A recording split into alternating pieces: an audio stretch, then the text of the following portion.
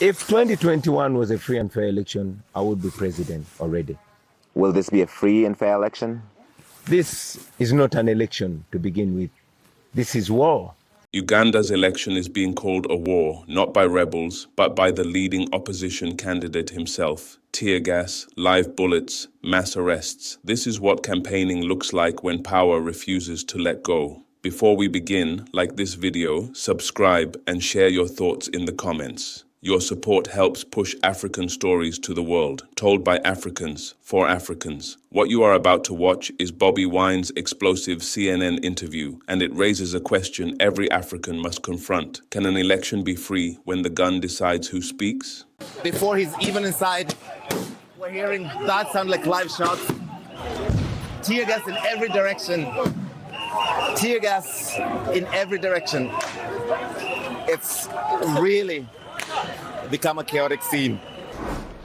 There is just a month to go before Uganda's general election. A crackdown on the opposition is sparking outrage in the country. CNN's Larry Madowo recently visited Uganda to see the election build up. He joins me now live. Larry, give us a sense of what's happening there.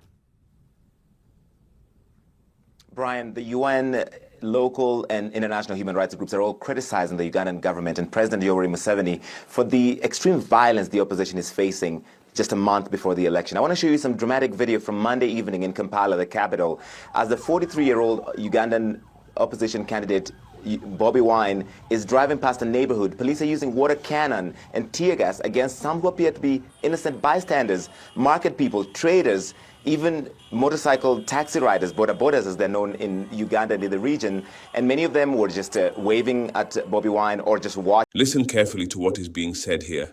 International bodies, human rights organizations, even the United Nations, they are not questioning rumors. They are condemning state violence against political opposition.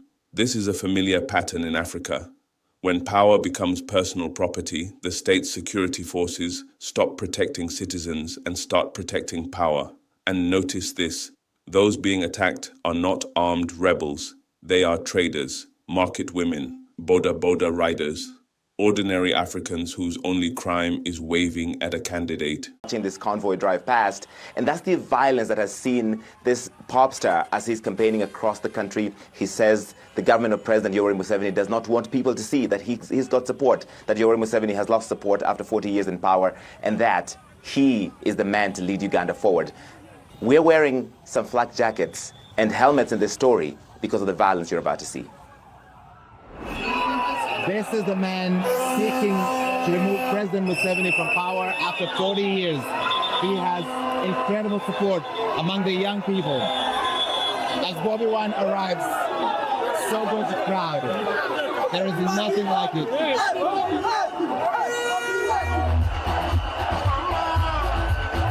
Bobi Wine wants Ugandans to sing a new tune.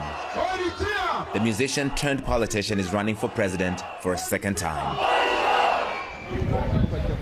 This moment is crucial. Bobi Wine represents something African leaders fear deeply: youth consciousness. Uganda is a young country, just like most African nations. When young people organize, sing, mobilize, and believe in change, the old political order trembles. That is why rallies are blocked. That is why roads are closed. That is why tear gas replaces dialogue. Across Africa, we've seen this before, from Senegal to Nigeria to Sudan to Burkina Faso. The youth are no longer asking for permission to dream. Nearly twice his age, President Yoweri Museveni is also running for a 7th term. When the former general came to power after a civil war in 1986, Bobi Wine was just 4 years old. I believe that General Museveni largely views Uganda as his personal property, as his family property, and he views us as slaves. It is our time to change our future. Bobi Wine accuses security forces of using violence to stop him from campaigning. At the stop in northern Uganda, supporters formed a protective shield around the candidate as military officers whipped them.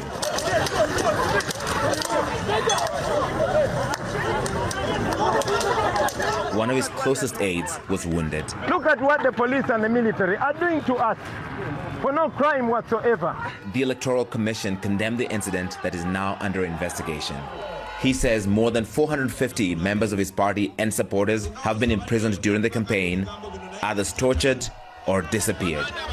Some people have been shot dead at my rally, and I know the regime has me as the main target. When Bobi Wine says the country is treated like personal property, he is speaking a language many Africans understand instinctively. 40 years in power is not governance, it is ownership. In many African states, elections happen, but power never truly changes hands. Institutions exist, but they answer to one man. The uniform, the gun, the baton. These become political tools. And when politics becomes militarized, elections stop being democratic exercises and start looking like battlegrounds.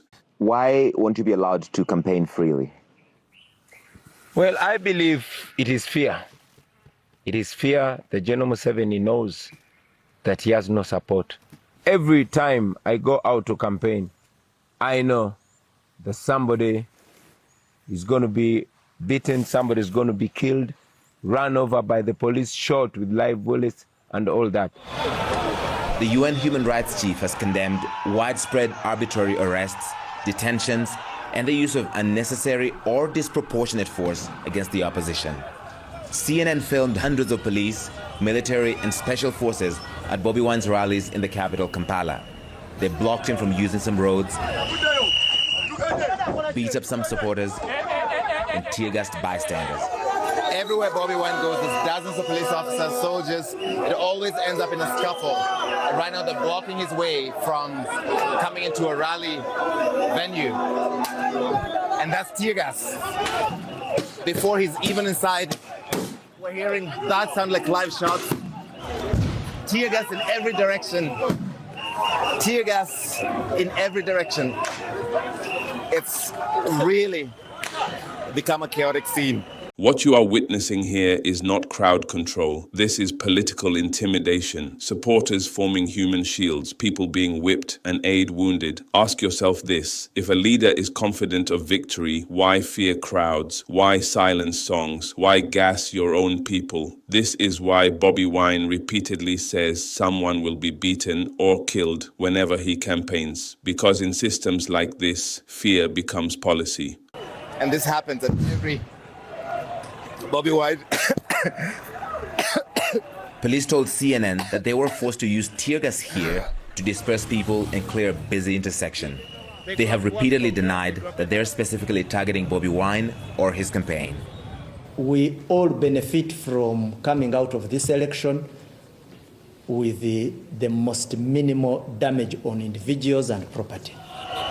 There are 6 other candidates running for Uganda's top job, but January's election is largely a rematch between the president and the pop star. In a free and fair election, can you beat President Museveni? If 2021 was a free and fair election, I would be president already. Will this be a free and fair election?